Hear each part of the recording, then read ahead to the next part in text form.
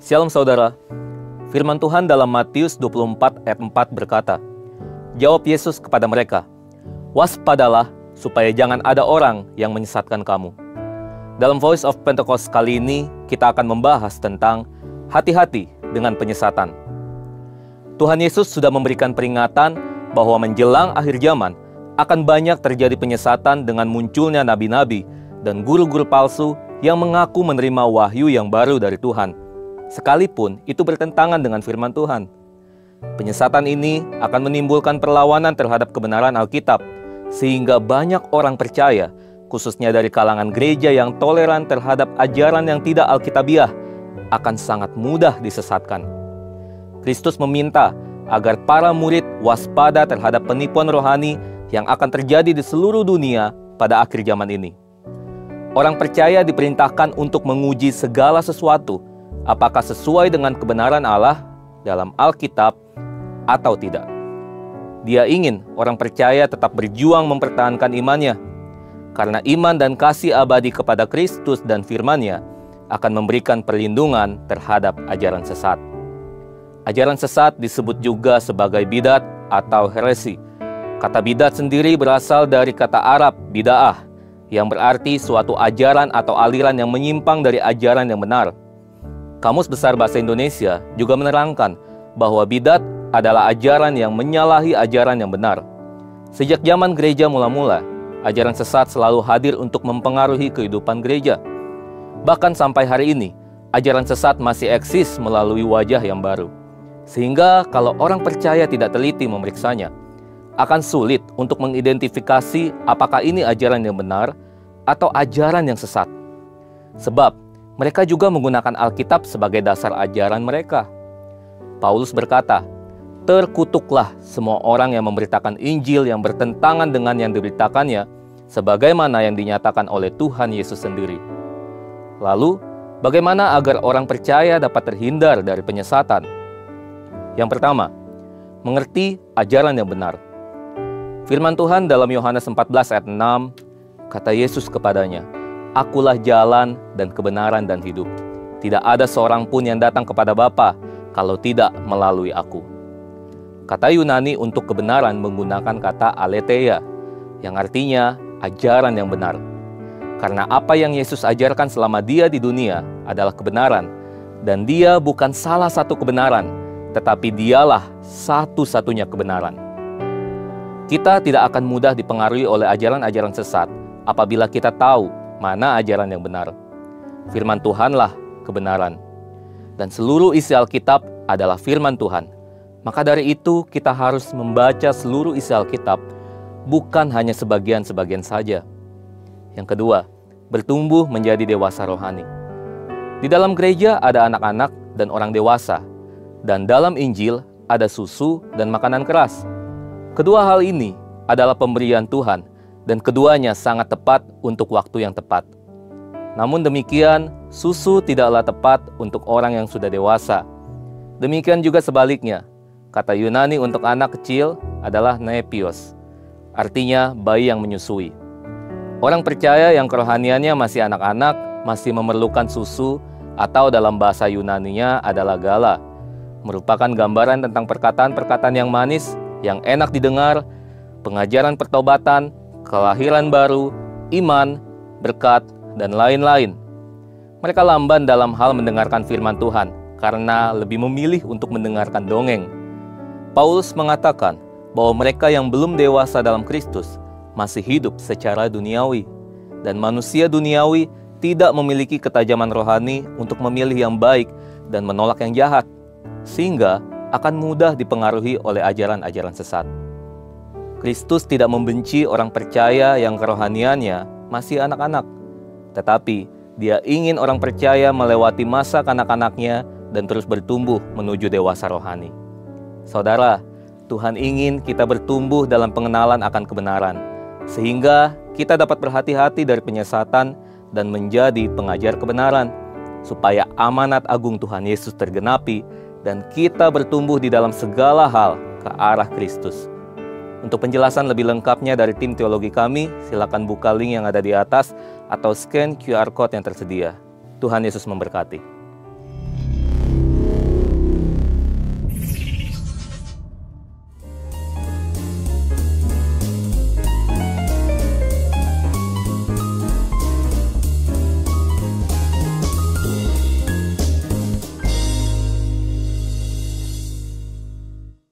saudaraku. Puji nama Tuhan Bapak Ibu Saudara. Bapak Ibu Saudara, ada beberapa pengumuman tambahan yang perlu disimak bersama-sama. Yang pertama boleh ditampilkan renungan harian hebat. Bapak Ibu Saudara seperti biasa ya, Bapak Ibu Saudara bisa memfoto, screenshot atau lihat di media sosial GBI Poge apa yang menjadi bacaan firman Tuhan selama seminggu ke depan melalui renungan harian hebat yang ada. Dan selanjutnya Bapak Ibu Saudara, hari ini kita akan melakukan prosesi graduation class daripada anak-anak Pockets Ministry. Beri tepuk tangan buat anak-anak kita Bapak Ibu Saudara. Jadi ada beberapa anak yang nanti akan saya panggil sesuai dengan kelasnya dan dimulai dari yang the best dulu. Tapi sebelum itu saya mengundang Ibu Gembala beserta dengan Ibu Desi mendampingi. Boleh ada di atas panggung di sebelah sini Ibu. Nanti biar atur barisannya biar mantap. Boleh berdiri di sini dulu. Mic-nya dipegangin dulu Bu Desi, boleh. Oke, nanti biar saat dipanggil, saya undang Kim juga yang membawa bakinya, biar langsung nanti saat dipanggil anaknya bisa langsung maju ke depan. Jadi yang pertama Bapak Ibu Saudara, saya akan panggilkan the best kids dari Little Star, yaitu Alexander Jeruvivel Purba. Tepuk tangan Bapak Ibu Saudara. Beserta dengan Mikaela Elaine Adistia. Kakak Kim di sini Kakak Kim, jangan jauh-jauh Kakak Kim. Ya, situ dulu akan diberikan semat bintang the best oleh Ibu Desi dan souvenir nanti akan diberikan oleh Ibu Gembala.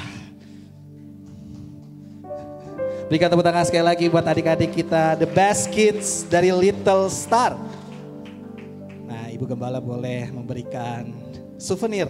Silakan Ibu.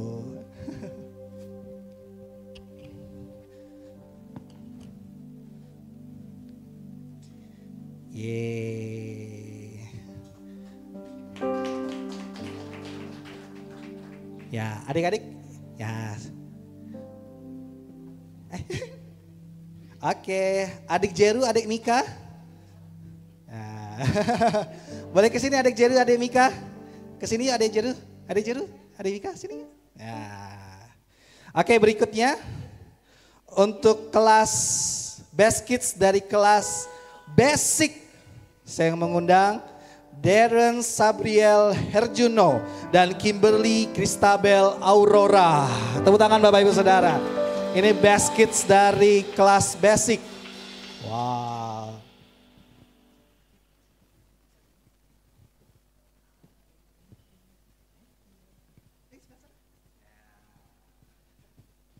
Biar disematkan dulu bintangnya dan mendapatkan souvenir dulu Ade Darren dan Ade Kimberly. Puji Tuhan.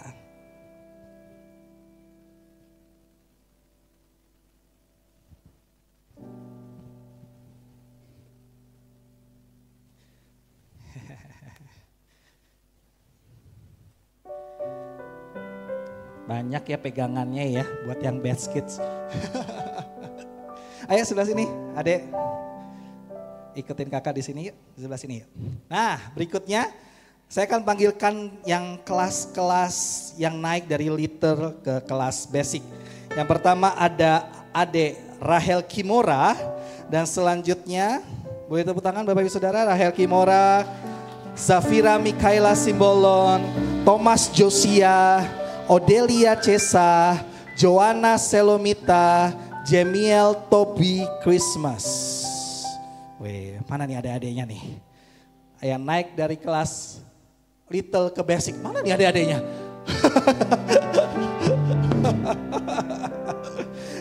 Ayo adik Zafira. Zafira, Thomas, Odelia, Joanna, dan Jemiel. Silakan. Langsung ke sini yuk adek. Ikutin barisannya. Ya, sini. Lanjut. Ya, hore, hati-hati pelan-pelan. Oke, sudah semua? Kayaknya masih ada 2 lagi ya. Ada adek Joanna. Atau di sini sudah semua? Coba saya lihat. Oh ini ada Joanna. Ini Odelia, Rahel. Oke, berarti ada adek Jemil dan Thomas. Mana ini? Oh ini dia Jamel Thomas sama Rahel Kimora. Nah, ayo silakan. Ayo. Kamu ke depan sini yuk. Kamu dua di sebelah sana. Kamu sebelah sana. Sebelah sana lagi. Itu sebelahnya lagi. Nah, kamu sini.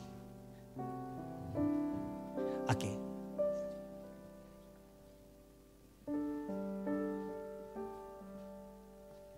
Nah, oke mantap.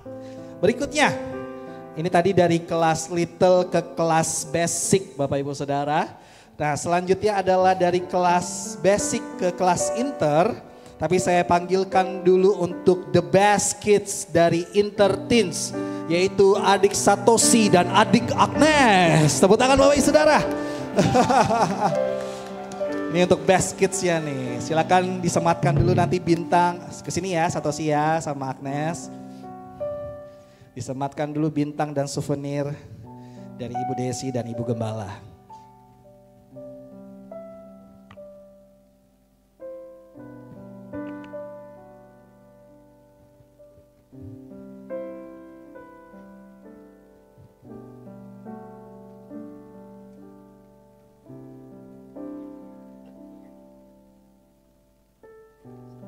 Sekali lagi berikan tepuk tangan. Sini ada Tosi.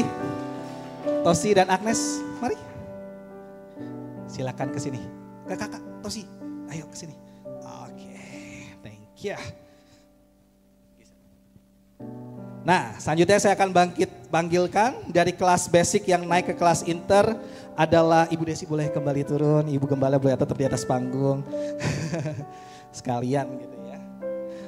Dari basic ke inter ada adik Kimberly dan adik Darren yang tadi sudah dipanggil. Mereka selain the best kids tapi juga naik kelas. Bapak Ibu Saudara berikan tepuk tangan.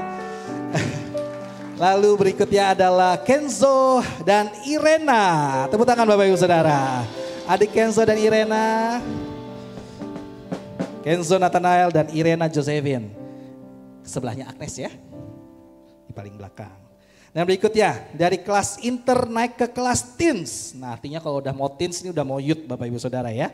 Adalah Otnil Luis da Costa, Gravelia Harlin Subiantoro, Gracia Deborah, Frider Rafael Hulu, dan Daphne Matea Alisa. Berikan tepuk tangan sekali lagi Bapak Ibu Saudara. Wah, ayo naik. Ini yang dari inter ke kelas teens. Sebelah sana, langsung. Bikin 2 barisan lagi kamu, Otnil boleh, Otnil paling belakang lagi, Otnil. Nah, lalu berikutnya terakhir, dari kelas teens ke kelas youth. Nah ini boleh diperhatikan kakak-kakak youthnya ya, Steven Sion gitu ya. Adalah Josia, Danke, Jessica Elizabeth Baten, Davin Sabian Herjuno, dan Yehezkiel Steve Leonardo. Tepuk tangan Bapak Ibu Saudara. Ayo, boleh majuan lagi yuk, majuan. Nah, kamu paling belakang Jo. Oke, mantap. Wah, ini dia adik-adik kita yang sudah naik kelas di graduation class ini dan saya serahkan ke Ibu Gembala untuk mendoakan mereka. Silakan Ibu Gembala. Puji Tuhan, kita bersyukur untuk anak-anak ini yang ada di sekolah minggu. Tetapi tolong perhatikan untuk orang tua, tidak hanya menyerahkannya kepada sekolah minggu, tetapi tugas orang tua lebih di rumah supaya boleh membawa anak-anak ini selalu takut akan Tuhan. Karena dari dasar yang paling muda mereka bertumbuh menjadi anak-anak yang takut akan Tuhan. Itu kunci segala-galanya. Kita tidak bisa memantaunya terus sampai besar, tetapi Roh Kudus yang sanggup memantau mereka. Ya, biarlah terus tugas orang tua tidak berhenti dan dialihkan kepada sekolah minggu.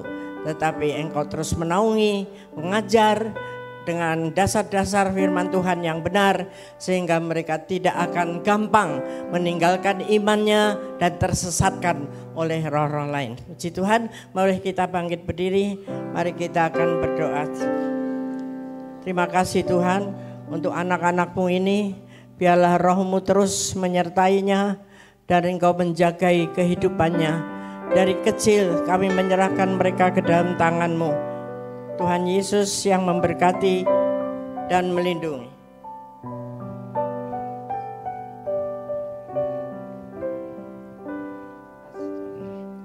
Dalam nama Yesus, Engkau dibela dan diberkati Tuhan.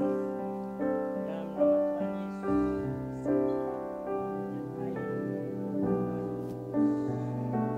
Tuhan mendekati kamu, Tuhan menyertaimu, Tuhan melindungi dengan Roh Kudus.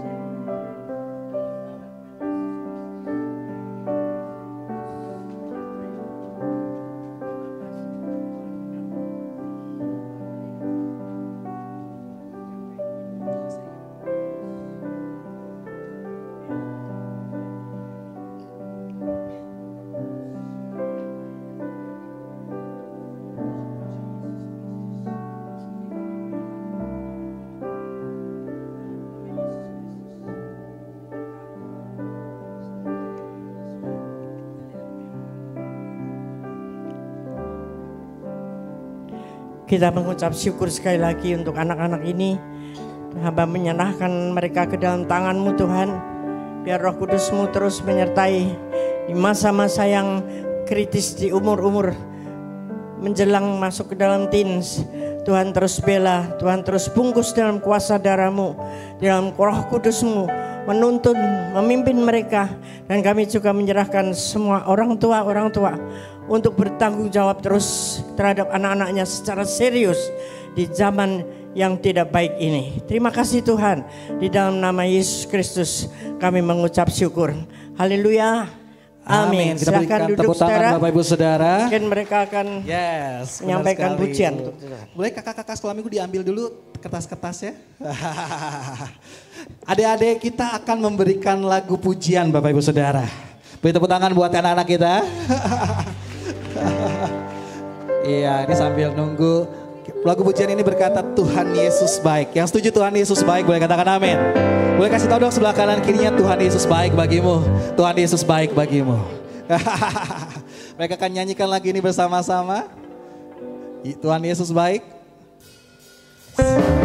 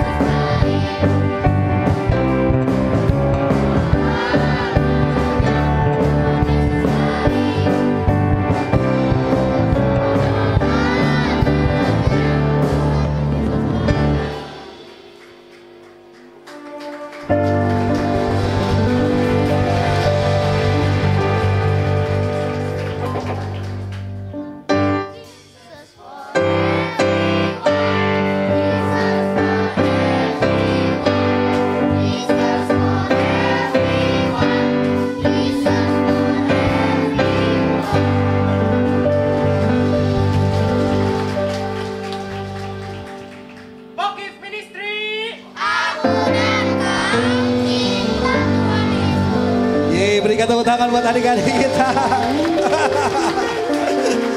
Tuhan Yesus memberkati. Silakan kakak-kakak sekolah minggu boleh dituntun adik-adiknya.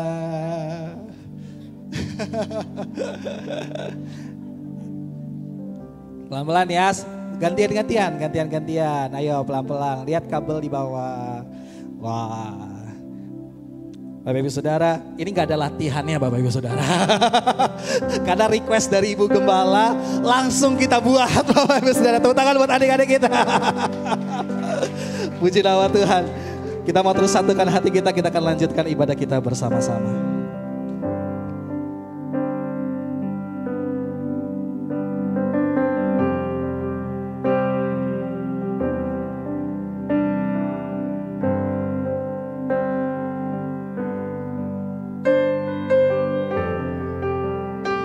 Mari kita lebih lagi dalam menyiapkan diri kita untuk mendengarkan firman Tuhan.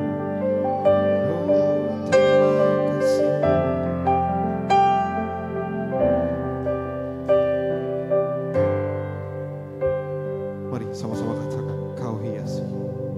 Kau hiasi kehidupanku dengan kemurahan-Mu.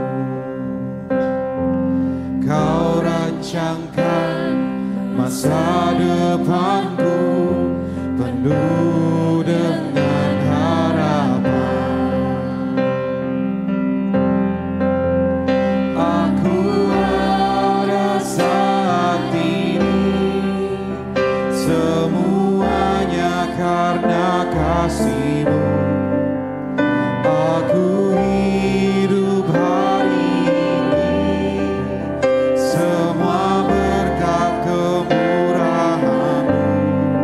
Terima kasih Yesus, Engkau sangat baik, teramat baik. Aku ada saat ini, semuanya karena kasih-Mu.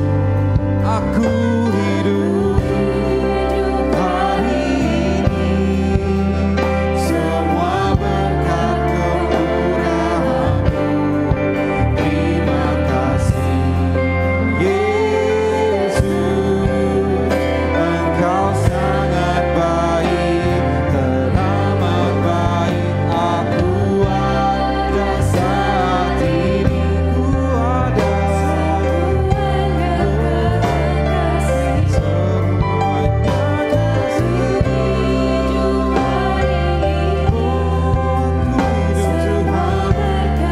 Kemurahan-Mu. Terima kasih Yesus, Engkau sangat baik, teramat baik bagiku. Mari sama-sama kita bangkit berdiri dan katakan, aku ada saat ini, semuanya karena kasih-Mu.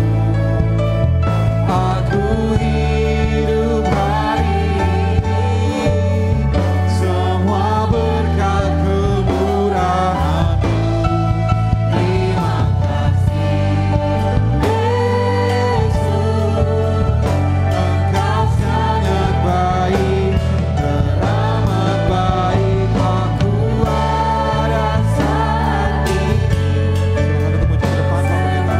Hanya karena kasih-Mu.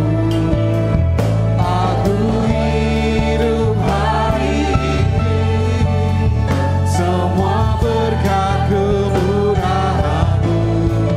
Terima kasih Yesus, Engkau sangat baik, teramat baik bagiku. Yesus, Engkau sangat baik, teramat baik bagiku. Yesus, Engkau sangat baik, teramat baik bagiku. Oh, berikan tepuk tangan yang meriah buat Tuhan Yesus. Oh, ralabashi kita ralabasyaka ralabar. semangat. Oh ralabasyakata. Mari kita angkat tangan kita di hadapan Tuhan. Tuhan, Engkau sangat baik, teramat baik bagi kehidupan kami. Kami ada sampai hari ini Tuhan, sungguh semua karena kemurahan-Mu dan karena kasih karunia-Mu. Terima kasih Bapa di surga, terima kasih Tuhan Yesus, terima kasih Roh Kudus. Engkau hadir dalam doa, pujian, penyembahan yang kami naikkan. Hadirlah terus Tuhan saat kami akan membahas kebenaran firman-Mu. Urapi hamba-Mu, urapi kami semua. Kami siap untuk menerima kebenaran firman-Mu. Hanya di dalam nama Yesus Kristus. Haleluya, semua kita katakan amin. Beri tepuk tangan kemuliaan buat Tuhan. Haleluya. Silakan duduk Bapak Ibu Saudara sekalian. Haleluya. Coba lihat dulu hamba Tuhan yang satu ini, kasih senyum dengan gigi kelihatan. Haleluya. Lambaikan tangan, katakan shalom. Senang bisa berada di antara Bapak Ibu Saudara sekalian. Sungguh sukacita bisa di antara Bapak Ibu Saudara sekalian.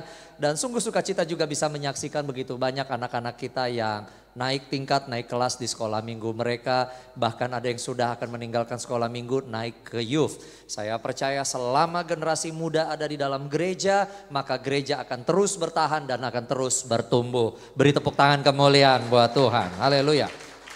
Nah, di ibadah pagi menjelang siang hari ini, saya ingin membagikan sebuah tema yang saya beri judul Set Your Priority Right, atau tentukan prioritasmu yang benar. Katakan sama-sama dengan saya, prioritas yang benar. 2, 3, prioritas yang benar.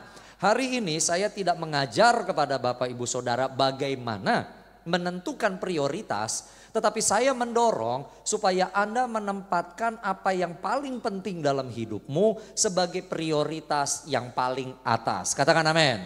Saya menemukan di dalam perjalanan sebagai hamba Tuhan maupun katakanlah sebagai seorang manusia biasa, bahwa seringkali persoalan dalam hidup, pergumulan dalam hidup, salah satu penyebabnya hal itu menjadi lebih besar daripada yang dapat kita tanggung adalah salah mengatur prioritas. Alkitab sudah jelas mengatakan, bagi kita anak-anak Tuhan, katakan buat saya, Tuhan berjanji bahwa persoalan, pencobaan, pergumulan, masalah, penderitaan yang terjadi dalam hidup kita tidak akan melampaui kekuatan kita untuk menanggungnya dan menghadapinya. Katakan amin. Tetapi banyak orang berkata, Pastor ini sudah melampaui dari kekuatan saya. Dan tanpa bermaksud menuduh, seringkali saya menemukan masalahnya menjadi lebih besar daripada yang sanggup kita hadapi karena ternyata prioritas kita tidak tepat. Nah saudara-saudara, tadi pagi saya bilang saya sedang banyak meneliti mengenai generasi Z dan millennials. Ya, saudara-saudara mungkin ada yang sudah tahu atau belum, tapi izinkan untuk saya terangkan dulu. Jadi Gen Z dan millennials itu tidak ada hubungannya dengan usia, nggak ada ya. Itu berbicara tentang masa periode kelahiran. Contoh. Ya, bukan contoh, ini dia. Millennials adalah mereka yang lahir tahun 1990, biar gampang, sampai tahun 2000. Generasi yang lahir tahun itu disebut millennials. Nah, jadi millennials karena sudah lahir 90 sampai 2000 udah nggak bisa lagi kita bilang, anak muda millennials. Enggak, udah tua, udah 30-an. Ya, sudah punya anak, ya kan, sudah memberikan cucu kepada orang tuanya, bahkan ya banyak yang sudah jadi manajer, menjadi supervisor, bos di dunia pekerjaan. Jadi millennials gak ada hubungannya dengan usia. Millennial 10 tahun lagi ya 40, begitu aja ya. Jadi terminologinya berdasarkan kelahiran. Yang kedua yang disebut dengan yang namanya Gen Z. Nah Gen Z ini lahir tahun 2000 sampai 2010. Jadi yang lahir tahun 2000 Gen Z ya sekarang umurnya 24. Biar gampang yang semua usianya kepala 2 hari ini, itulah yang disebut dengan Gen Z. Ya, nah generasi Z. Kombinasi dari usia yang millennials dan Z ini Bapak Ibu Saudara, itulah yang sekarang merupakan proporsi terbesar di Indonesia. 56% dari penduduk Indonesia adalah usia 30 ke bawah. Nah yang 10 yang tadi di depan ini bukan Gen Z, itu udah Gen Alpha. Yang lahir tahun 2010 dan seterusnya. Dan di belakang Gen Alpha ini sudah muncul Gen Bravo. Ya kan, yang usianya belum mencapai 10-an. 7, 8, 9. Nah kita lihat nih cepat sekali. Ya. Jadi Anda bilang wah ini millennials di depan. Bukan, ini bukan millennials. Yang di depan sini sudah alpha. Tetapi sekarang yang menggerakkan roda ekonomi, politik dan tren adalah millennials dan terutama adalah Gen Z. Nah saya lagi banyak melakukan penelitian melalui Gen Z dan millennials. Salah satu karena kebutuhan untuk perkuliahan lagi. Ya, dan saya mau mencari apa sih pandangan mereka. Dan hari ini saya mau membagikan, tadi pagi saya membagikan mengenai keluarga.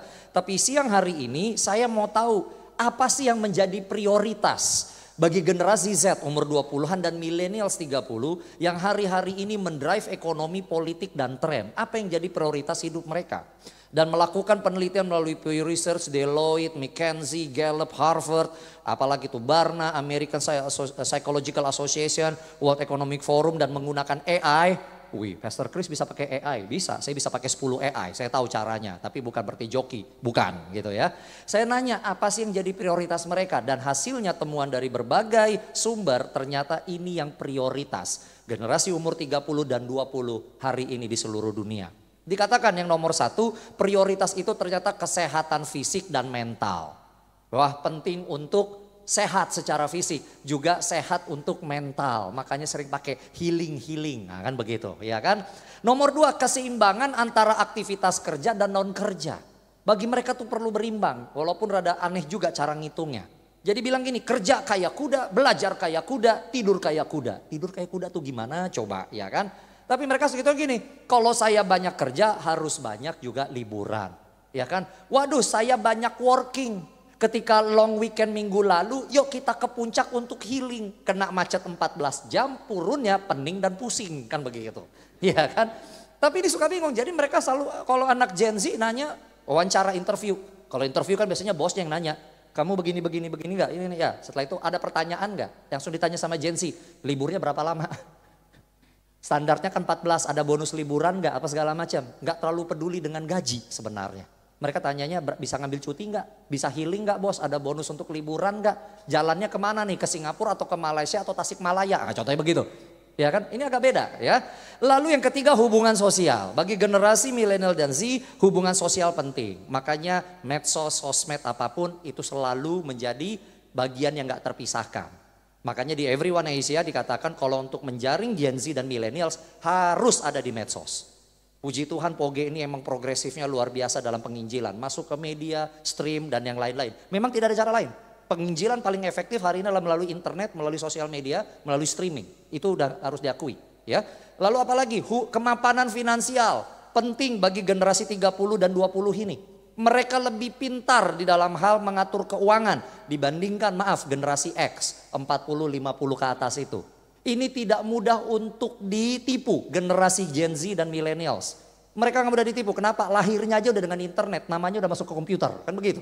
Iya kan? Mereka nggak mudah. Pinjol, pinjaman online yang bohong-bohong bodong. Gen Z dan millennials nggak mudah ditipu. Bukan artinya nggak bisa ditipu sama sekali, tapi mereka lebih pintar.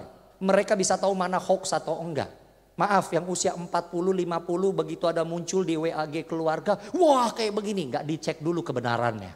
Tapi yang Gen Z sama millennials bisa langsung tahu, hoax, bohong, udahlah Mi, udahlah Pi, nggak usah diterusin. Yang kirim ini tulangmu, masa tulang ditipu, masa pamanmu ditipu, iya tulang baik tapi emang tulang ditipu, itu aja. Nggak usah disebarkan hoax ini. Lihat, mereka jarang posting bagi video, bagi apa segala macam. Yang suka bagi-bagi video dan link-link itu pasti kepala 4 ke atas. Nah gitu aja. Ya. Yang finansial mereka lebih jago. Mereka mempelajari apa itu deposito. Mereka mempelajari apa itu saham. Banyak generasi kepala 4 dan 5 menganggap saham judi. Saham is not judi. Itu finansial. Istri saya sarjana keuangan. Tapi banyak yang punya, oh itu judi segala macam enggak.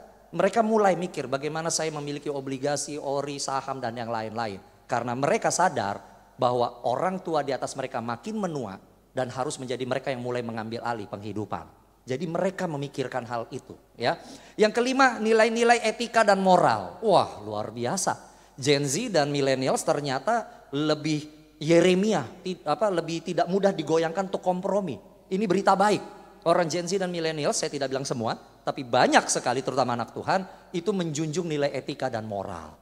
Makanya kan bisa langsung kelihatan, wah ada hukum mau dirubah supaya anaknya jadi, ini bukan politik ya, tapi baru terjadi. Oh supaya anaknya bisa jadi wagub, langsung Gen Z dan millennials demo di Senayan. Ya kan, karena bagi mereka etika penting. Begitu pemimpin dari Italia itu datang melambai-lambai yang disorong jam tangannya, jam tangannya hanya 124.000. Lihat kan? Kenapa mereka sorot itu? Apakah karena jam tangannya? Ya Pastor Chris mau difoto aja nggak apa-apa gitu ya. Tapi bukan itu, asalnya mereka menghargai etis dan moralitas. So berita baik untuk Gen Z. Dan oleh karena itu saya berterima kasih untuk generasi X dan baby boomers yang memiliki anak-anak generasi Z dan millennials. Artinya apa? Anda mendidik anak-anak Anda dengan baik. Ayo Gen Z dan millennials, kepala 3 dan kepala 2, beri tepuk tangan dulu dong untuk orang tuamu. Ya, come on. Ya, saya harus kasih tahu, harus hargai ya. Saya tadi nggak ngomong ini di ibadah 1. Yang kepala 3 dan kepala 2 atau yang alfa yang hadir di sini.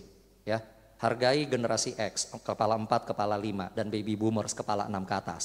Karena kami yang generasi umur 40 dan 50 yang disebut generation X sebenarnya juga dikatakan lost generation. Orang tua kami, kakek kami adalah keluaran dari Perang Dunia Kedua. Dan pada masa Indonesia sedang membangun. Banyak yang merantau, banyak yang gak semua keluarga tidak bisa punya hubungan yang baik. Kami dikatakan lost generation. Makanya yang paling laku di antara kami apa? Pemulihan hati Bapa, jati diri, akan kayak begitu, pengampunan. Tuh yang lebih tua kayak usianya Om Kris ngangguk, benar. Ya kan? Tapi kami berusaha keras supaya generasi millennials dan Z dan alpha tidak mengalami yang apa yang kami alami. Kami ingin menjadi bapak dan orang tua yang baik supaya kalian tidak menjadi lost generation. Semua itu karena kasih karunia Tuhan. Beri tepuk tangan kemuliaan buat Tuhan. Yang keenam, masalah lingkungan hidup dan sosial. Wah, ya kan? Ini Gen Z dan millennials itu udah penep dengan yang namanya polusi. Ya. Makanya saudara-saudara kalau kau lihat ada LSM yang bersihin sungai-sungai dan sampah itu di follow-nya banyak banget. Mereka cari kayak begitu. Coba hanya dalam waktu kurang 2 tahun tiba-tiba penjualan mobil listrik dan hibrid naik luar biasa. Kenapa? Karena Gen Z dan millennials nyarinya mobil yang gak ada polusi. Mereka akan di-drive dengan itu. Mereka akan lihat ketika beli teh ini minumannya PET berapa nih. Itu mereka cari. Lihat kan karena mereka care terhadap masa depan mereka. Mereka menyadari bahwa generasi sebelumnya tidak terlalu peduli lingkungan hidup, mereka sekarang sangat peduli lingkungan hidup. Ya, sehingga ekonomi kan carinya yang organik, tidak kimiawi dan yang lain-lain. Lihat, mereka mendrive ekonomi ke arah sana. Yang ketujuh, pendidikan. Haleluya. Anak-anak muda tuh suka pendidikan. Bahkan tren ini mempengaruhi gereja. Ya, saya memperhatikan. Mungkin tahun 60, generasi yang sebelumnya senang hamba Tuhan yang profetik. Ya, yang bisa melihat akan terjadi apa. Atau yang bikin gemeter-gemeter, contohnya begitu ya. Tapi kalau generasi yang sekarang, kami juga menemukan di BG Gatsu, generasi 30 dan 20 menghargai pendeta yang pengajar. Yang hermeneutik, yang eksegesis, yang bisa mengajarkan doktrin-doktrin keras, keselamatan, Tritunggal, bahasa roh, baptisan air, persepuluhan contohnya. Ya kan dihargai, karena memang ranahnya adalah pendidikan. Ya, generasi yang akan percaya kalau bisa dijelaskan terlebih dahulu. Tapi mohon doa. Statistik juga menunjukkan di Indonesia 15% sarjana S1, S2, S3 ketika mengumpulkan skripsi, tesis dan disertasi 15% menggunakan tenaga joki. Nah itu dia. Apa itu joki? Suruh orang lain yang buat, sampulnya kasih nama sendiri, naikin ke dosen untuk diuji. Apapun alasannya, duit habis, bapak udah mau mati, kakek minta supaya saya segera lulus dari sarjana. Itu semua tidak membenarkan menggunakan hasil karya orang lain diakui sebagai hasil sendiri. Itu plagiat, itu pencurian, itu tidak etis. Jadi agak beda ya antara nomor 5 dengan pendidikannya ternyata begitu. Anda mau lihat lagi kabar yang lebih buruk? Statistik yang sama menunjukkan 21%. 15% tadi rata-rata sarjana. Tapi ketika dicek antara sarjana teknik, kedokteran dan yang lain-lain 21%. Sarjana kedokteran di Indonesia S1, S2, S3 21%. Tugas skripsi, disertasi dan tesisnya juga menggunakan joki. Nah ini bikin saya jadi pikir kan. Nanti kalau saya ke rumah sakit dikasih resep yang benar berarti cuma 79% nih gitu kan. Yang 21-nya gimana? Itu sedang terjadi. Ya, jadi tolong para orang tua di sini, Anda tentu pengen lihat anak Anda lulus dengan cepat, cucu-cucu lulus dengan cepat, tapi jangan paksa mereka sampai akhirnya mereka berkompromi pakai joki. Jangan.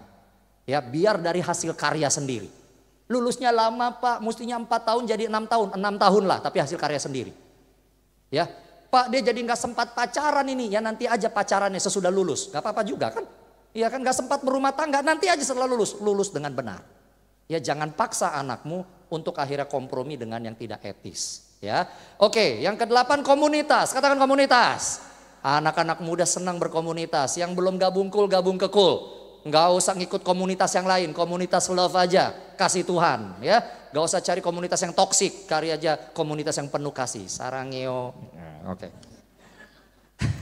Yang ke-9. Nah ini rada nih. Spiritual tapi bukan agama. Wah, ya spiritual. tapi bukan agama. Maksudnya apa coba? Bingung kan? Iya. Yang ke-10 teknologi dan inovasi. 10 hal ini ternyata penting bagi Gen Z dan millennials. Dan saya percaya tidak usah harus menjadi Gen Z dan millennials, generasi apapun tentu setuju akan yang 10 besar ini. Namun saudara-saudara, kalau engkau lihat ada sebuah keanehan menurut saya setidaknya, dan saya mau coba angkat ini. Kalau kita melihat poin-poin 1 sampai 10 ini, terutama 1 sampai nomor 5, sumber untuk kita bisa tetap sehat, supaya kita tetap bisa kerja, supaya kita tetap bisa dapatkan berkat pendapatan finansial dan yang lain-lain, apalagi etika dan moral. Sumber nomor 1-nya udah pasti harus Tuhan. Yang setuju katakan amin. Segala berkat, kekayaan, kelimpahan, perlindungan, perawatan, pembelaan Tuhan. Bagaimana supaya jadi orang benar, kita butuh roh kebenaran, kita butuh Tuhan. Katakan amin. Tetapi ternyata sumbernya diletakkan pada nomor 9. Spiritual tapi bukan agama. Nah, ini kan aneh. Kalau seandainya saya butuh 1, 2, 3, 4, 5, 6, 7, 8, dan 10. Mestinya nomor 9 naik dulu ke atas. Katakanlah spiritual tapi bukan agama. Artinya apa? Saya nggak mau terikat pada gereja tertentu. Itu salah juga sih. Tapi katakanlah begitu. Mestinya Tuhan dulu dong nomor 1. And yet sumbernya dibikin di nomor 9. Itu sama kayak begini. Saya pengen minum susu. Ya kan? Sumbernya entah itu sapi, kambing, domba, atau ikan. Saya juga baru tahu namanya susu ikan. Ya kan, seharusnya lebih di atas daripada susunya itu sendiri. Ya dong, sumber harus menjadi yang nomor 1 dibandingkan hasilnya. Tapi kita ngelihat di sini Gen Z dan milenial sendiri, penempatan urutan prioritasnya pun juga membingungkan. Sumber malah diletakkan di belakang, padahal sumber itulah yang menjamin 1 sampai 9 akan terjadi. Saudara-saudara, saya sedang tidak mengkritik Gen Z dan millennials, tapi saya lagi mau mengangkat ini. Kenapa? Seringkali kita salah mengatur prioritas kita sehingga kehidupan kita menjadi lebih susah daripada yang Allah tetapkan, gak akan lebih susah dari itu. Dan kadang-kadang pandangan kita juga terhadap kehidupan kita, terhadap Tuhan, terhadap kebenaran firman Tuhan juga salah. Akibatnya apa? Kita tidak bisa mencapai versi terbaik diri kita, potensi penuh yang Allah buat dalam hidup kita. Kita akan melihat sebuah kisah yang sederhana dalam Alkitab. Bagaimana ada seorang anak muda yang kaya bercakap-cakap dengan Tuhan Yesus, dan di dalam percakapan itu terungkaplah bahwa anak muda ini memiliki pandangan yang salah dan akibatnya prioritasnya salah, dan itu berefek kepada kehidupannya. Yuk kita lihat, saya baca dari Matius 19 ayat 16 sampai 22. Yang mau buka Alkitab boleh, di layar juga ada. Saya baca ya, Anda perhatikan. Ada seseorang datang kepada Yesus dan berkata, perhatikan, Guru, perbuatan baik apakah yang harus kuperbuat untuk memperoleh hidup yang kekal? Jawab Yesus, apakah sebabnya engkau bertanya kepadaku tentang apa yang baik? Hanya satu yang baik, S huruf besar, artinya Tuhan. Hanya satu yang baik, dan itu adalah Tuhan. Jikalau engkau ingin masuk ke dalam hidup, turutilah segala perintah Allah. Kata orang itu kepadanya, perintah yang mana? Kata Yesus, jangan membunuh, jangan berzina, jangan mencuri, jangan memberi kesaksian palsu. Hormatilah ayahmu dan ibumu, dan kasihilah sesamamu manusia seperti dirimu sendiri. Kata orang muda itu kepadanya, jadi orang muda ya, semuanya itu telah kuturuti. Apalagi yang masih kurang? Apalagi yang masih kurang? Kata Yesus kepadanya, jikalau engkau hendak sempurna, pergilah, juallah apa yang kau miliki dan berikanlah itu kepada orang-orang miskin. Maka engkau akan memiliki harta di surga. Kemudian setelah melakukan itu semua, datanglah kemari dan ikutlah aku. Mendengar perkataan itu, pergilah orang muda itu dengan sedih sebab banyak harta miliknya. Yang percaya firman Tuhan memberikan kekuatan, katakan amin. Katakan amin. Beri tepuk tangan kemuliaan dulu buat Tuhan. Haleluya. Saudara, sebelum saya bahas ayat ini, saya mau stop dulu di ayat 21 dan 22. Banyak orang hanya gara-gara baca ayat 21 dan 22 ini menjadi salah pengertian. Seolah-olah bahwa yang paling benar adalah harus hidup miskin. No, ini kan Yesus bilang nih, jual harta bagi sama orang miskin jadi sempurna. No, bukan seperti itu. Yesus menyuruh orang muda ini menjual hartanya ikut karena Yesus mau tahu hatinya melekat kepada hartanya atau kepada Yesusnya. Dan Allah tidak pernah menyuruh kita menjadi miskin, gak ada. Justru Allah ingin supaya kita menjadi kaya dan hidup di dalam kelimpahan. Dengan keras katakan amin. Ini bukan teologi kemakmuran. Saya sedang berhadapan dengan banyak orang yang mengatakan Pentakosta dan karismatik mengajarkan kemakmuran. No, bukan kemakmuran. Kita penata layanan. Tuhan berkati kita, kita kelola dengan benar. Katakan amin. Kalau kelolanya benar, Tuhan tambahkan lagi yang kita kelola. Yang mengerti katakan amin. Dan lagi pula Tuhan ingin kita diberkati. Kenapa? Kita lagi dipersiapkan jadi raja dan ratu berkuasa bersama dengan Tuhan. Katakan amin. Anda pernah lihat raja dan ratu yang kere? Gak ada kan? Di Alkitab udah dibilang istananya dari emas, mahkotanya penuh dengan bebatuan. Artinya apa? Kaya. Tapi supaya kita bisa mengelola kekayaan yang sepanjang itu, Yesus persiapkan kita dari sekarang. Ngerti? Makanya dia berkati kita. Kalau kitanya belum ready, ditahan dulu sampai ready. Tambahkan lagi. Ditambahkan lagi, ditambahkan lagi. Jadi kalau ada yang berkata orang miskin pasti benar, orang kaya pasti berdosa, itu bukan kekristenan. Standar benar atau salah bukanlah kekayaan. Dan dari sejak awal ketika manusia diciptakan di Taman Eden, sudah langsung seluruh bumi ini diberikan kepada manusia. Kuasailah itu, artinya milik kita. Seluruh bumi milik kita. Artinya apa? Manusia pun sejak lagi muncul sudah langsung punya harta. Ya kan? Tetapi kemudian tidak mengikuti caranya Tuhan, Taman Eden berubah menjadi Taman Edan. Nah, itu dia. Ya kan? Jadi Tuhan ingin memberkati kita. Itu dia. Nah, di sini masalahnya apakah kita cari hartanya atau kita cari Tuhan yang memberikan harta itu. Dan dari perjawaban ini ternyata tidak demikian. Ya, saudara-saudara. Oke, ini sederhana saja. Wah, jadi kita boleh minta kaya sama Tuhan nih, boleh saja. Tapi harus ada purpose-nya untuk apa? Latihan jadi penguasa. Yes, boleh. Untuk memberkati orang lain, boleh. Tuhan, aku pengen memberkati orang lain tapi aku miskin. Gak mungkin lah. Kalau Anda pengen membantu orang lain ya jadi kaya lah, gitu aja. Gak ada judulnya orang miskin menolong orang miskin kecuali penghiburan. Ini saya ngomong apa adanya ya, belak-belakan ya. Hanya orang kaya atau yang minimal gini lah, yang punya uang yang bisa membantu yang gak punya uang. Jadi Tuhan berkatilah aku berlimpah-limpah, buka tingkap langitku supaya aku bisa menolong mereka yang kayaknya langitnya lagi tertutup. Gak apa-apa berdoa kayak begitu. Itu kan doa Yabes, berkatilah aku berlimpah-limpah. Kenapa kita doa Yabes dianggap teologi kemakmuran? Loh itu di Alkitab kok. Berani-berani mengatakan Alkitab salah. Enggak? Beri tepuk tangan kemuliaan dulu buat Tuhan ya. Oke. Jadi saya luruskan ya, it's okay untuk Anda sukses, untuk Anda kaya, tapi ingat semua untuk memuliakan dan memenuhi rencana Tuhan. Katakan amin. Nah, lalu di mana anak muda ini salah? Sekarang kita lihat dari ayat 16 dan 17, kita belajar Alkitab ya. Ternyata anak muda ini pandangannya salah. Coba PowerPoint-nya, next maju. Kita lihat lagi ayat 16 dan 17. Perhatikan. Anak muda ini datang kepada Yesus dan berkata, perhatikan pertanyaannya. Dari pertanyaannya ketahuan cara pandangnya. Guru, perbuatan baik apakah yang harus kuperbuat untuk memperoleh hidup yang kekal?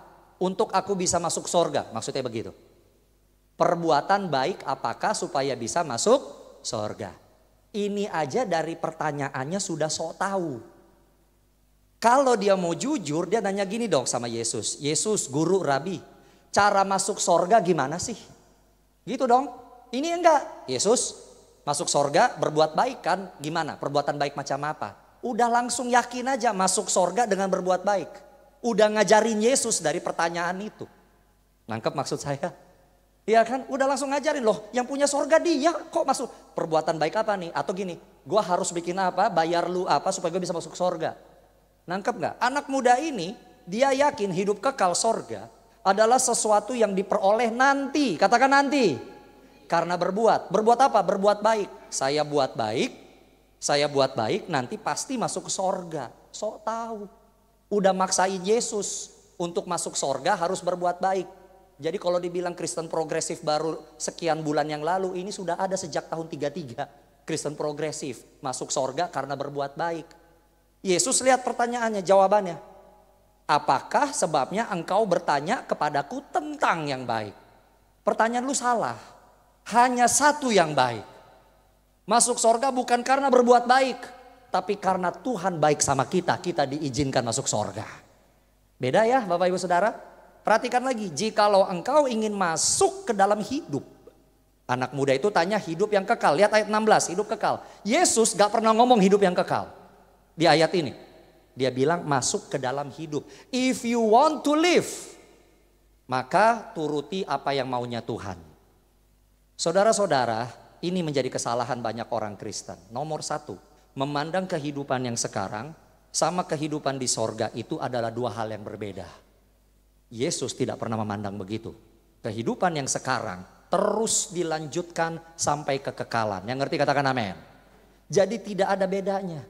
Ketika orang Kristen membedakan antara sorga dengan hidup yang sekarang sebagai dua hal yang terpisah, jadinya apa? Hari Minggu, angkatlah tanganmu. Hari Senin, bisnis, bawah tanganmu. Beda kan? Hari Minggu, hari Jumat, cool. Tuhan, haleluya, Jesus for everyone. Begitu masuk ke kerja dan kampus, udah jangan bawa-bawa Yesus ke sini. Jangan bawa-bawa nilai, jangan mencuri, jangan bersaksi dusta, pakai joki aja semua untuk tesis dan skripsi. Kenapa? Dianggap berbeda. Lihat, Yesus katakan tidak. Percaya kepada Tuhan, maka engkau akan hidup untuk selama-lamanya. Yohanes 3 ayat 16. Artinya apa? Walaupun badan kita ini akan berakhir secara fisik, jiwa dan roh kita yang kekal akan diberikan tubuh yang baru. Tubuh kemuliaan. Sehingga kehidupan kita lanjut sampai selama-lamanya. Katakan amin. Makanya kalau kita hari ini diberkati Tuhan, kita dikasih otoritas, di sorga makin diberkati, makin dikasih otoritas. Kehidupan ini berlanjut. Kita menjalankan prinsip-prinsip sorga di dalam kehidupan kita. Yesus melihat kalau kamu pengen punya hidup, jangan tunggu nanti sampai di sorga. Mulai sekarang, katakan amin. Hari ini kita belum di sorga. Tapi kalau kita melakukan apa yang Allah perintahkan, kita ada di dalam atmosfer dan zona sorgawi. Hari ini tidak setiap hari mujizat terjadi. Hari ini tidak setiap hari berkat terjadi. Tapi kita sudah mulai mencicipi bahwa nanti di sorga mujizat setiap hari, berkat setiap hari sampai selama-lamanya. Oh come on, beri tepuk tangan kemuliaan buat Tuhan. Nangkep ya saudara? Anak muda ini buat kesalahan kedua yang fatal. Harus berbuat baik untuk masuk sorga. Yesus katakan bukan itu, percaya kepada Dia yang baik. Saudara, kalau seandainya masuk sorga itu dengan berbuat baik, dan saya menemukan banyak orang Kristen salah di sini. Sorga bukan menjadi tempat yang baik untuk kita masuki. Oh dia baik Pak masuk sorga. Syarat masuk sorga orang baik. Enggak. Syarat masuk sorga adalah mengaku berdosa di hadapan Tuhan. Terima kasih karunia Tuhan dengan iman. Percaya pada Yesus Kristus. Masuk sorga. Katakan amin. Kalau masuk sorga karena berbuat baik, sorga menjadi tempat yang gak nyaman saudara. Bayangin di sorga dengan syarat berbuat baik. Nama saja ya. Saya ketemu teman saya, Albert, Chris, oke. Bert lu ada di sini. Lu kan orangnya brengsek dulu waktu SMP SMA. Iya tapi gue baik. Baik. Emang baikan lu apa? Gue punya 10 anak asuh. Wah keren. Chris lu punya berapa? Lu kan juga rada-rada brengsek SMP. Iya sih brengsek. Tapi gue punya lebih dari 10 anak asuh. Lebih dari lu Bert. Wah keren. Datang berikutnya James. Fruk di surga. Hey James, lu kan pemabok dulu zaman kuliah. Sekarang kok bisa ada di sorga? Orang baik dong. Keren James. Ngomong-ngomong Bert lu bikin berapa? 10 anak asuh. Chris berapa? Ya 10 plus lah. Lu berapa James? 5 universitas semuanya gua gratisin. Widih. Tiba lagi yang berikutnya Hendrik. Rick lu bisa masuk sini ya. Lu orang baik. Orang baik. Nih Instagram gua. Buka Instagram di sorga. Nih gua ada fotonya kasih. Ya menyumbang 50 miliar. Menyumbang 10 miliar. Pakai cek-cek yang diperbesar itu di foto. Salaman tangan cekrek. Sorga isinya adalah orang-orang sombong yang menyombongkan kebaikan mereka. Padahal kesombongan tidak akan bikin orang masuk sorga. Malaikat sombong Lucifer aja didetak keluar dari sorga. Pengen lebih dari Lucifer? Jadi masuk sorga karena berbuat baik gak masuk akal. Sorga isinya apa dong Pak Chris? Bert, lu ada di sini Bert? Ya Chris lu ada di sini. Bert lu kan orang brengsek, gue brengsek banget Chris. Tapi gue datang ke salib itu. Gue terima pengampunan dari Tuhan. Dan gue berbuat baik untuk membalas Tuhan aja. Walaupun gak bakalan bisa dibalas. Lu Chris sama. Aduh anak yang bisa nyaris jalanan ini diselamatin Tuhan. James datang. James lu gimana? Aduh gue nih main gila, main cewek, main narkoba. Tapi gue ketemu. Suatu hari gue datang ke GBI Pogo gue berjobat. Ini contoh saja. Datang lagi. Sorga isinya adalah orang-orang yang tahu bahwa mereka tidak layak. Tapi mereka dengan rendah hati menerima pengampunan dari Tuhan. Dan selama-lamanya mengembalikan hormat dan kemuliaan itu kepada Tuhan. That's heaven. Beri tepuk tangan kemuliaan buat Tuhan. Nangkep ya Bapak Ibu Saudara? Roh Kudus lagi ngomong. Jangan sampai tidak mengabarkan Injil sama keluargamu. Karena engkau pikir keluargamu baik. No. Tidak ada orang baik masuk sorga. Yang masuk sorga orang yang dibenarkan. oleh Tuhan karena menerima pengampunan dari Tuhan. Katakan amin. Ya, jadi kita lihat di sini, balik lagi ke ayat ini ya, bahwa ternyata orang muda ini salah. So, jadi yang benar gimana sih? Ternyata harus ada dua prioritas yang benar berdasarkan percakapan dengan Tuhan Yesus ya. Ada dua prioritas yang benar dalam kehidupan Kristen. Yang pertama, karena hidup kekal itu sudah dimulai dari sekarang sampai selamanya, maka kita perlu menempatkan Tuhan Yesus sebagai prioritas teratas dalam hidup. Katakan Yesus prioritas teratas. 2, 3. Yesus prioritas teratas. Kenapa? Karena ini akan berlaku kekal. Raja-raja, penguasa, presiden, gubernur, apapun tidak akan kekal. Tapi sang penguasa itu, raja atas raja, berlaku kekal. Oleh karena berlaku kekal untuk selama-lamanya, sudah sewajarnya dia menjadi prioritas nomor 1. Katakan prioritas nomor 1. Kalau prioritas artinya gini Bapak Ibu Saudara, kalau dia nomor 1 yang lain gugur. Enggak begitu, urutannya yang saya sedang ngomong. Urutannya. Dan akibatnya apa? Kalau kita tidak menempatkan Tuhan Yesus pada posisi teratas.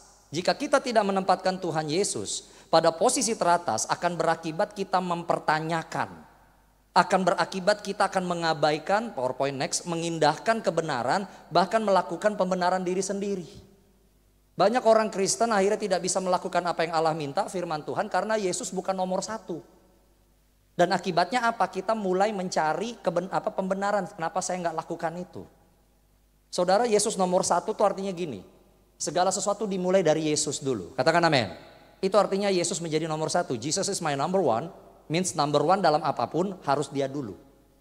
Sekarang saya sedang tidak menuduh, tapi saya sedang mengajak Anda mengevaluasi diri. Harus berani otokritik pada diri sendiri ya. Dalam segala sesuatu, apapun, Yesus jadi nomor 1 atau tidak. Mari kita mulai dengan hal yang sederhana. Bangun pagi, Yesus dulu enggak yang ditemui? Berdoa barangkali. Sebelum bercakap-cakap dengan bosmu, sebelum meninggalkan rumahmu, berdoa dulu enggak sama dia? Itu enggak.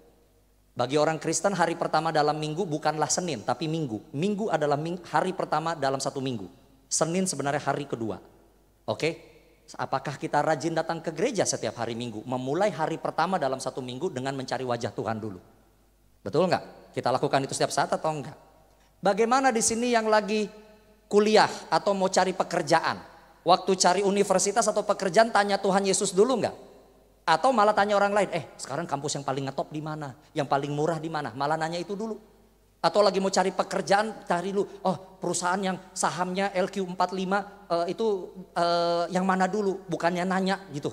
Ya kan, Tuhan perusahaan mana yang saya kirimkan CV saya? Saya kuliah apa? Pegawai negeri kah atau militer? Dalam negeri, luar negeri atau luar angkasa? Nggak tahu, tanya. Ya kan? Tapi seringkali kita enggak. Kita hanya nyari kasih proposal sama Tuhan. Yesus dia nomor 2, nomor 1 maunya saya. Benarkah Yesus nomor 1? Saya tidak menuduh tapi mari kita mengecek sendiri. Lagi cari pasangan hidup. Para orang tua di sini. Ya, yang biasanya memberikan bimbingan sama anak-anaknya untuk cari pacar, cari pasangan hidup. Standar pertama apa? Suku dulu kah? Atau yang lain? Kau adalah Batak satu-satunya terakhir di keluarga ini. Kamu punya abang, kamu punya kakak menikah sama non Batak. Kamu yang tersisa, carilah pasanganmu yang Batak. Bapak juga masih pengen manortor. Lu yang terakhir anak Chinese di keluarga ini. Koko lu, cici lu udah married sama pribumi. Lu cari dong yang Chinese. Gue juga mau ditepain. Berapa banyak yang menggunakan standar seperti itu? Kenapa gak bilang begini sih? Gue gak peduli dia suku apa, warna kulitnya apa. Yang penting anak Tuhan dan bukan anak hantu. Balikin ke Tuhan dulu. Saya kasih sama ponakan saya, gue gak peduli, ponakan kami, gue gak peduli lu dapat pasangan hidup dari mana. Yang penting anak Tuhan baca Alkitab setiap hari, dibaptis Roh Kudus, baptis selam, that's it. Dapat kok, bisa, wih senang banget nangis kita. Ih bener, standarnya Tuhan dulu.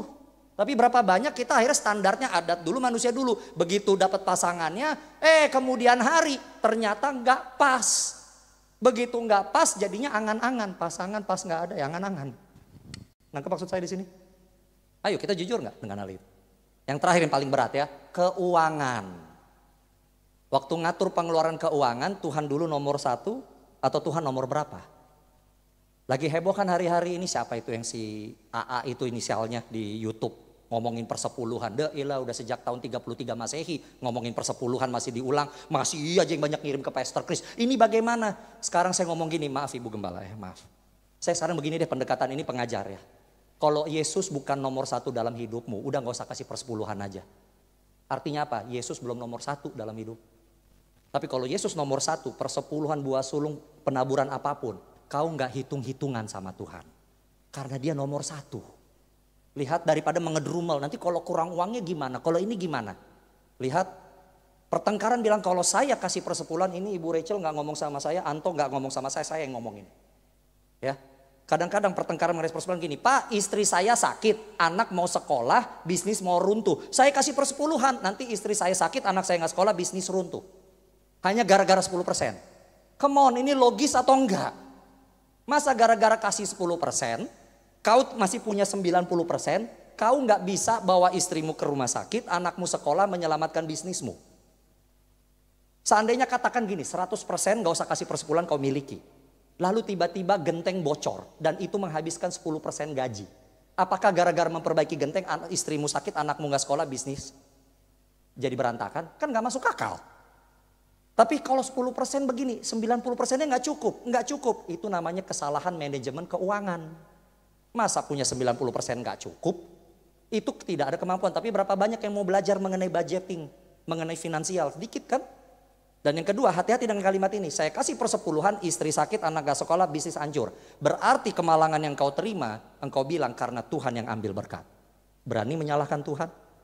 Saya gak berani. Gak berani saudara. Gak berani. Hati-hati.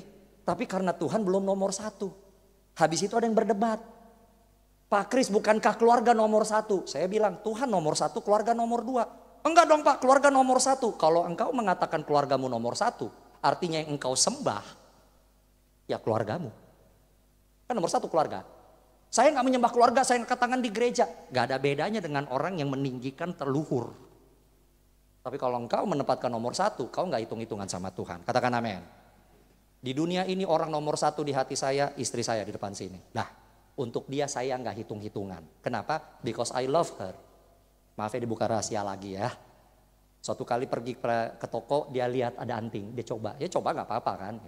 Bagus kah Hani? Bagus. Beli aja. Mahal lagi. Dia sarjana keuangan, dia lebih ketat keuangan daripada saya. Beli aja lagi, saya lihat harganya, beli aja. Ini mahal lagi. Ya udah jangan dicoba kalau kayak gitu. Tapi bagus kan? Bagus. Beli aja. Enggak. Akhirnya dia gak beli sih. Tapi seandainya dia beli hari itu gesek kartunya, saya gak keberatan. Tahu kenapa? Yang beli istri saya. Perempuan yang paling nomor 1 dalam hidup saya. Kalau yang minta beliin itu adik perempuan saya dan mama saya, minta sama suami masing-masing, gitu aja. Karena mereka walaupun perempuan yang saya kasihi, bukan nomor 1 perempuan dalam hidup saya. Ngerti? Yesus nomor 1 gak dalam hidupmu. Yang pertama kau temui, yang kau tanya sama dia, saya mau kemana? Yang dari potongan pertama penghasilanmu kau berikan sama dia. Kalau engkau mengasihi Yesus dengan seumur hidupmu dan dengan segenap hatimu nomor 1, kau gak hitung-hitungan. Saya nggak tahu saya pernah kasih ilustrasi ini di sini atau enggak, kayak tumpang bagian yang paling atas itu yang paling kering, betul kan? Tapi itu kita berikan sama orang yang paling kita hormati di ruangan. Yang enak itu kan yang di bawah, yang kuning, yang juicy, ada apa peyek, ada ini, wah macam-macam, udah lapar belum? Nah gitu ya kan? Ada ayamnya yang lengket-lengket, nah itu di situ. Tuhan hanya minta yang bagian paling keras itu aja kasih ke dia, itu aja bermasalah. Akhirnya Tuhan bilang ya udah, karena lu nggak mau yang kerasnya untuk lu, yang di bawahnya jadi milik gua lagi. Nangkep maksud saya? Bukan masalah ngikutin hukumnya. Tapi sudahkah Yesus menjadi nomor 1 dalam hidupmu? Banyak orang gak mau menempatkan Yesus nomor 1. Keluarganya berantakan, penghasilannya berantakan, pengeluarannya berantakan. Tapi tempatkan dia nomor 1. Allah bela, jaga dan lindungi. Katakan amin. Beri tepuk tangan kemuliaan buat Tuhan. Dan sebagai konsekuensi dari kita menempatkan Yesus nomor 1, maka hidup sesuai dengan firman Tuhan itu adalah otomatis gitu. Karena Yesus sudah nomor 1, maka hidup sesuai dengan firman Tuhan menjadi konsekuensi logis kita menempatkan Yesus sebagai prioritas teratas. That's it. Kita nggak bilang lagi ayo ya baca hebat, baca ini. Otomatis karena cari Yesus. Karena Yesus saya harus ketemu Yesus dulu. Firman-Nya berdoa, pujian dan penyembahan. Sebelum keluarga pergi ke kantor, pergi ini, berdoa dulu sama-sama. Udah mau ujian, mau dia ujian, berdoa dulu sama-sama hadap Yesus. Itu. Kenapa? Karena Yesus nomor 1. Udah ngantuk mau ini segala macam, doa dulu sama-sama sebelum pergi ke kamar masing-masing atau lanjutkan aktivitas. Doa dulu sama-sama. Tempatkan dia sebagai nomor 1 dan karena engkau demikian cinta sama Tuhan Yesus. Katakan amin. Pada akhirnya perbuatan baik kita hari-hari ini, hendaklah itu, PowerPoint next, hendaklah itu lahir sebagai buah kasih kita kepada Tuhan Yesus yang sudah lebih dahulu mengasihi kita melalui anugerah keselamatannya bagi kita. Katakan amin. Anda tahu nggak, Yesus tuh nggak hitung-hitungan sama kita. Di otaknya Tuhan Yesus, di otaknya Allah Bapa dan Roh Kudus, kita tuh nomor 1. Anda mau lihat mana buktinya dia nggak hitung-hitungan sama kita? Nyawanya sendiri di atas kayu salib. Kita tidak sampai diminta untuk memberikan nyawa. Seandainya pun ada yang sampai memberikan nyawa, itu panggilan khusus. Martir itu panggilan khusus. Gak sampai segitu.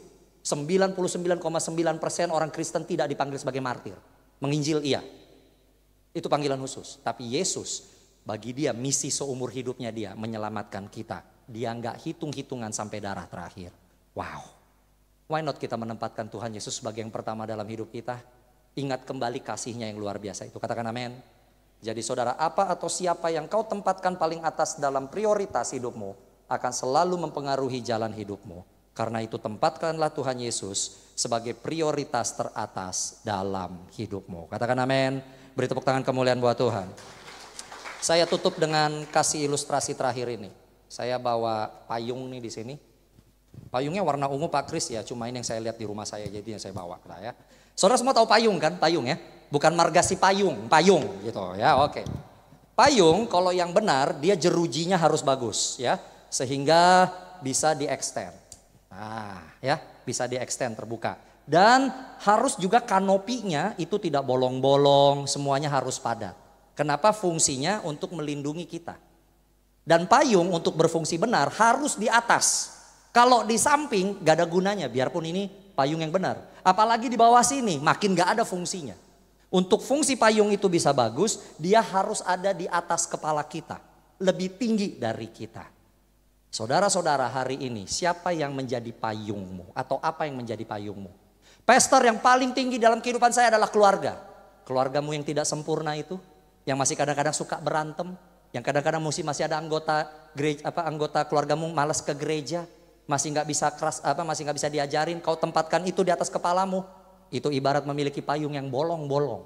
Hujan akan tetap turun, matahari akan merusak skincare-mu itu. Ya kan? Apalagi yang kamu tempatkan di atas? Oh, sarjana saya doktor, STH, MTH apapun. Yang gak sempurna itu. Yang hanya dalam waktu 4 tahun setelah lulus kuliah, ilmumu sudah jadi obsolete. Kau mau tempatkan di sini? Lihat, matahari akan datang, badai akan tetap ke mukamu. Apalagi yang mau tempatkan di atas ini? Kekayaan, harta saya banyak. Really, yang bisa ada inflasi, krisis moneter dan yang lain-lain di atas kepalamu yang tidak sempurna itu kau tempatkan di sini? Really? Jadi siapa dong harus di sini? Tempatkan yang sempurna. Siapa itu? Tuhan yang sempurna. Maka segala sesuatu yang kau tempatkan yang tidak sempurna di bawah yang sempurna ini, keluargamu, hartamu, kekayaanmu, gelarmu, akan Tuhan jaga, Tuhan payungi, Tuhan bela, Tuhan lindungi, Tuhan rawat. Kau menikmati segala kelimpahan dari Allah. Beri tepuk tangan kemuliaan buat Tuhan. Yuk kita semua bangkit berdiri, para imam naik ke atas.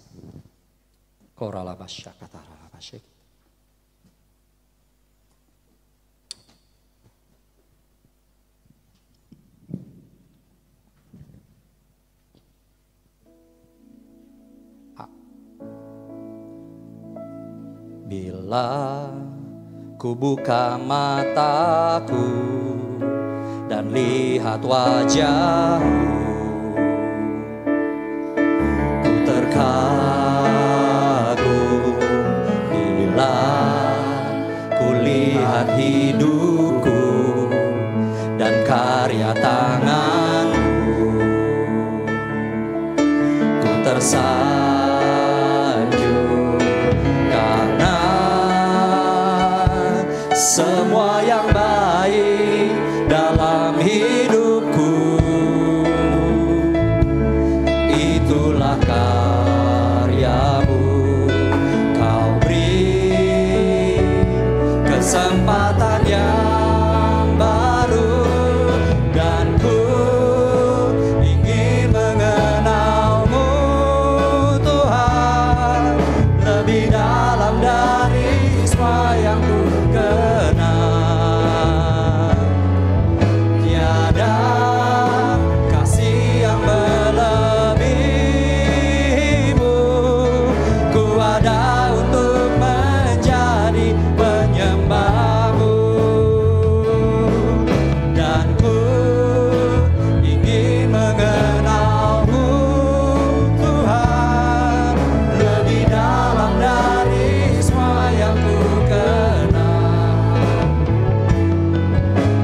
ada kasih yang melebihimu.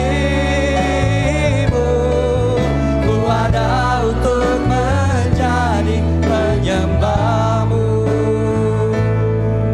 Karena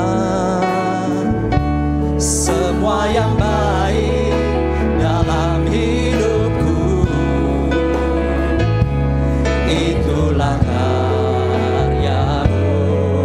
Kau beri kesempatan yang baru, dan ku ingin mengenalmu Tuhan lebih dalam dari semua yang ku kenal.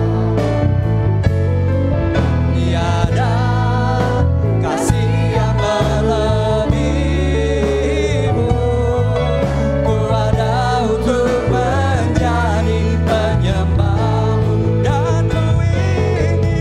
dan ku ingin mengenalmu Tuhan lebih dalam dari semua yang ku kenal. Tiada kasih yang melebihimu. Ku ada untuk menjadi penyembahmu.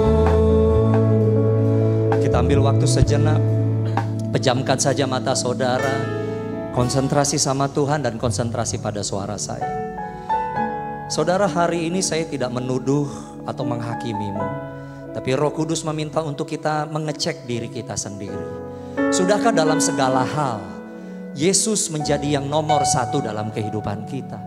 Artinya dalam segala sesuatu kita tanya sama Dia, kita berdoa sama Dia, kita kembalikan segala hormat untuk Dia.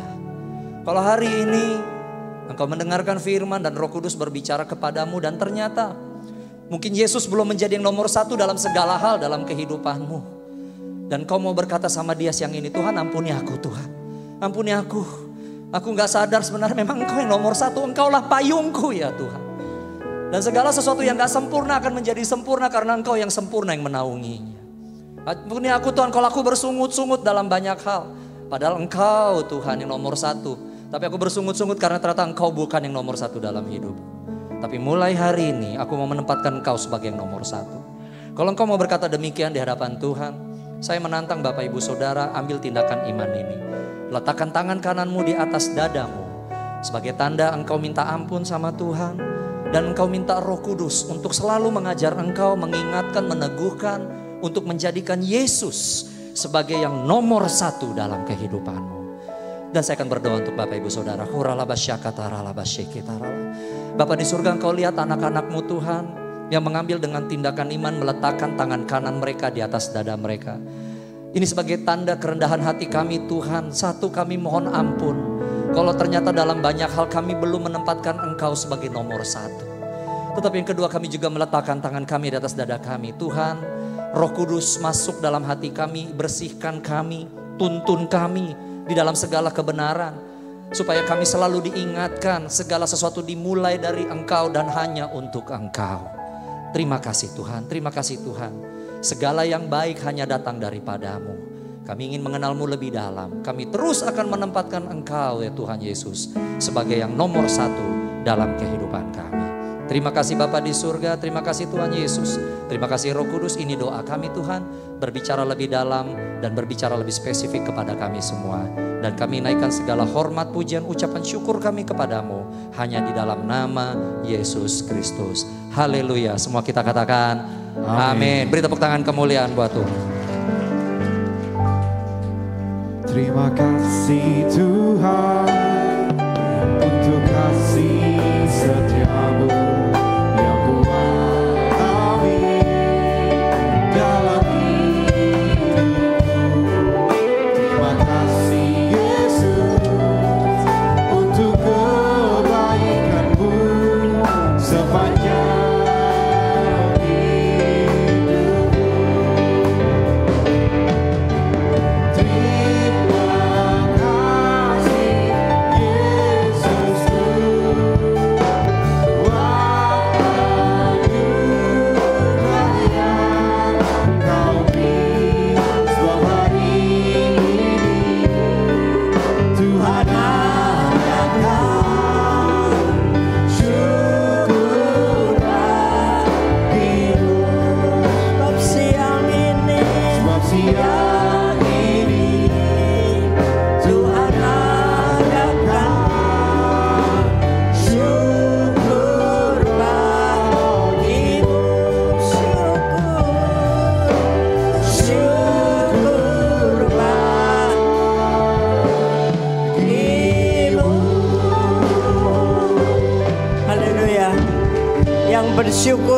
kepada Tuhan. Katakan haleluya. Haleluya. Tuhan Yesus baik. Tuhan Yesus baik. Amin. Kalau ingat payung, ingat Pak Kris ya. Ingat Tuhan Yesus. Amin. Payungnya ungu lagi ya Pak. Puji Tuhan. Jadi kalau payung itu tidak di atas, artinya bukan kesalahan Tuhan. Amin. Kalau kita tidak menomorsatukan Tuhan, jangan salahkan Tuhan. Itu aja ya. Tuhan Yesus memberkati kita semua. Melalui Pak Kris hari ini, mari kita arahkan tangan kita kepada hambanya Pak Kris dan Ibu yang selalu setia melayani Tuhan. Khususnya hari ini di tempat ini, kami GPI Bogi mendapatkan berkat khusus pengajaran-pengajaran yang baru tentang anak-anak kami, anak-anak muda kami. Terima kasih Tuhan, apa yang Kau sudah berikan hikmat kepada hamba-Mu ini Tuhan. Terus perluas lagi daerahnya supaya dia boleh menjangkau semua jiwa-jiwa yang masih belum terjangkau. Terima kasih Tuhan untuk kebaikan Tuhan atas hidupnya, keluarganya. Tuhan yang bertanggung jawab atasnya sepenuhnya. Terima kasih kesehatan yang sempurna, berkat-berkat berlimpah kembali Tuhan kembalikan. Haleluya. Terima kasih Bapak. Dan saatnya kami akan pulang dan kami akan membawa berkat Tuhan pulang untuk ke rumah tangga kami masing-masing. Yaitu Tuhan Yesus yang baik, yang memberkati engkau berlimpah-limpah dengan kasih sayang dan anugerahnya. Kasih karunia Tuhan yang luar biasa. Dan kita terus berjanji makin hari makin intim dengan Tuhan melalui Roh Kudusnya hari ini sampai Tuhan datang kembali. Tetap setia. Haleluya. Amin. Tuhan Yesus memberkati. Selamat hari Minggu. Selamat hari Minggu. Tuhan Yesus memberkati. Silakan bersatu sejenak. Ibadah siang hari ini telah selesai.